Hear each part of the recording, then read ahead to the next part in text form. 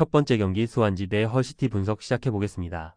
스완지 시티는 4-2-3-1 전형을 기반으로 최근 3연승을 달리며 컬렌, 오브라이언, 엄지성 삼각편대가 전방 전개 흐름을 효과적으로 이끌고 있다.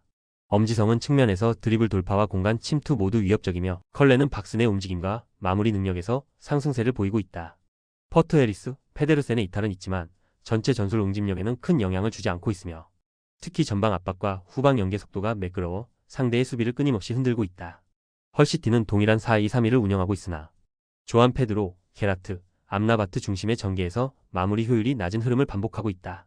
벨루 및 마타조, 베리, 밀라 등 수비와 중원 자원의 이탈로 인해 수비 간격 조정과 중원 커버에 심각한 공백이 발생하고 있으며 특히 압박 탈피 후 전방 전환 속도가 늦어 역습 시도 자체가 제한되는 구조다.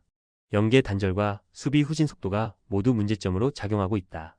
스완지 시티는 전술 응집력과 전방 효율, 압박 조직 모두가 살아있으며 최근 연승 흐름을 타고 공격 전개의 날카로움이 유지되고 있다. 헐시티는 중원과 수비에서 대체 불가능한 전력 이탈이 누적되며 경기 내내 주도권을 잡기 어려운 구조로 흐르고 있다. 이번 경기는 스완지 시티가 상승 흐름을 연장하며 승리를 가져갈 가능성이 높다. 두 번째 경기 왓포드 대 벌리 분석 시작해보겠습니다. 왓포드는 4-2-3-1 포메이션을 바탕으로 둠비아, 시소코, 카엠베가 중심을 잡고 있으나 마누엘 벤슨 포스터, 아게이 험프리스, 트레소르 바이어, 셸비 등 공수 핵심 자원 대거 이탈로 전술 응집력에 심각한 균열이 발생하고 있다. 특히 후방 빌드업 시 미드필더 압박 분산이 제대로 되지 않으며 수비 시 간격 조절이 늦어져 상대의 빠른 전개에 쉽게 공간을 허용하고 있다. 전방에서도 결정력 부족이 이어지며 홈 이점을 살리지 못하는 답답한 흐름이 지속되고 있다.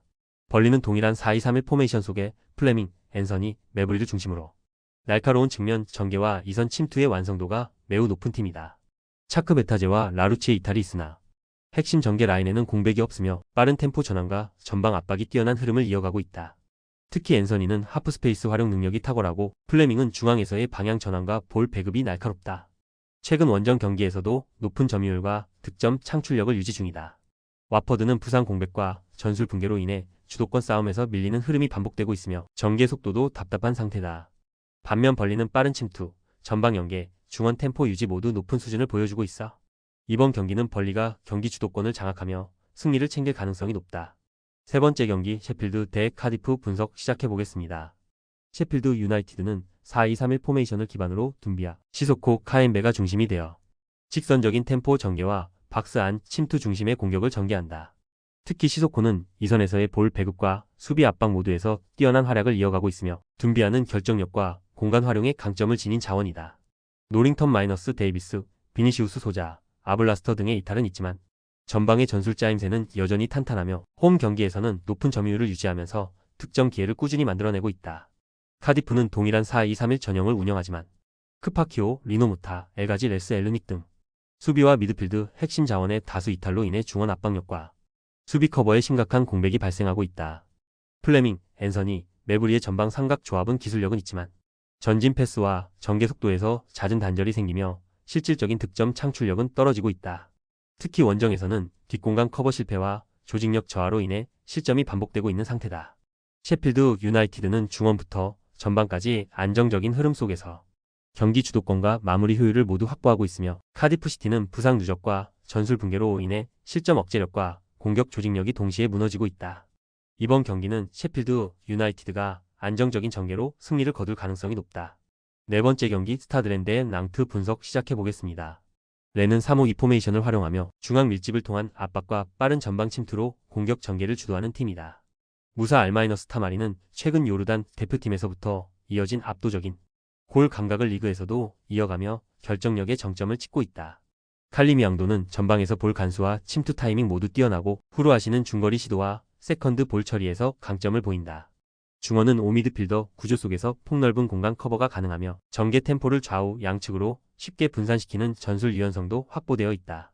수비는 3백 중심으로 박스 근처 수적 우세를 유지하며 상대 크로스 대응과 후방 압박 회피에도 안정된 모습을 보여주고 있다.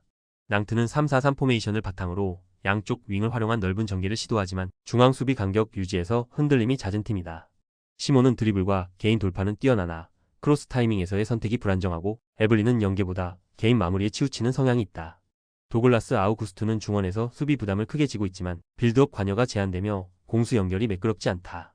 수비는 세컨드 볼 대응과 미드필더 마이너스 수비 간 전환 과정에서 간격이 벌어지는 경우가 많아 전방에서 빠른 침투에 쉽게 흔들리는 흐름이다.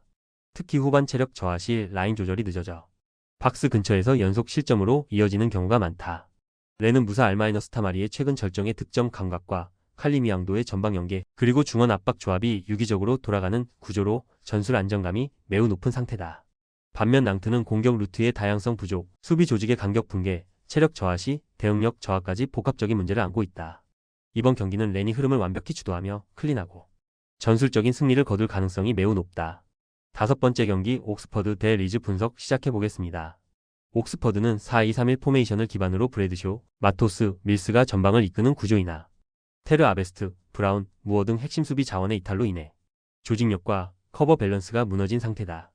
중원 압박이 느슨해 전방 압박 시도도 연결되지 않으며 골 결정력에서도 마무리 부족 현상이 반복되고 있다. 최근에는 후반 집중력 저하로 인해 역습 실점이 자주 발생하고 있는 흐름이다. 리즈는 리그 1위를 달리는 팀답게 4-2-3-1 포메이션 내에서 전술 완성도와 공격 패턴의 다양성이 돋보이는 팀이다. 피오레, 솔로몬, 에론스는 이선에서 빠른 패스 전개와 박스 침투를 번갈아 시도하며 측면과 중앙을 모두 활용한 입체적인 전개를 주도하고 있다. 스트라이크와 로스웰이 이탈했으나 전방 템포 유지에는 전혀 무리가 없으며 상대 실수를 유도하는 압박과 전환 속도도 매우 매끄럽다.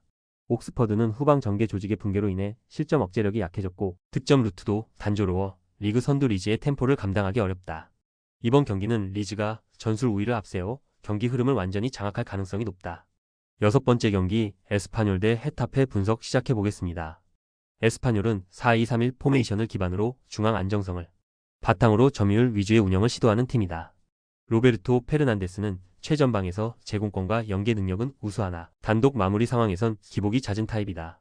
안토니우 로카는 측면에서 전개 속도는 좋지만 침투 루트가 예측 가능해 위협도는 제한적이다. 폴 로자노는 이선에서 연결고리 역할을 수행하지만 템포 변화보다는 안정적인 패스 위주로 공격 전환의 속도감이 부족하다. 수비는 400 간격 유지가 준수하며 공간을 좁히는 방식으로 실점 위험을 관리하고 있다. 헤타페는 4-4-2 포메이션을 바탕으로 수비적인 압박과 직선적인 전방 전개에 초점을 맞춘 팀이다. 후안미는 공간 침투에는 강하지만 볼 공급이 원활하지 못한 경기에서는 고립되는 빈도가 많다. 우체는 중거리 슈팅 능력은 뛰어나나 박스 근처에서의 연결 플레이는 단순한 흐름에 치우친다. 아란바리는 중원의 압박과 수비 전환 속도는 좋지만 빌드업 전개에서의 창의성은 제한적이다. 디에고 리코가 퇴장으로 결장하지만 400 구조에서 좌우 밸런스를 유지하는 전술적 커버가 가능한 편이다. 에스파뇰은 점유율과 템포 조율은 갖췄으나 결정력과 공격 전환의 속도에서 한계를 보이고 있고 헤타페는 수비 안정성과 역습 의도는 있지만 전개 다양성과 마무리 효율이 아쉬운 상황이다. 디에고 리코의 공백이 수비 운영의 일부 변수는 되겠지만 전체적인 조직적 대응은 유지될 수 있는 구조다. 이 경기는 양팀이 상대의 약점을 공략하기엔 결정력이 부족하고 수비는 서로 무너뜨리기 어려운 구도이므로 무승부 흐름이 가장 자연스럽고 설득력 있는 결말이다. 조합은 아래 고정 댓글 링크로 편하게 말 걸어주시면 조건 없으며 스포츠를 좋아하시는 분들이라면 모두 환영합니다. 스포츠 당첨 어렵지만 그건 어떻게 하냐의 차이입니다. 두 눈으로 어떤 차이인지 직접 확인하시고 우리 모두 같이 승리합시다.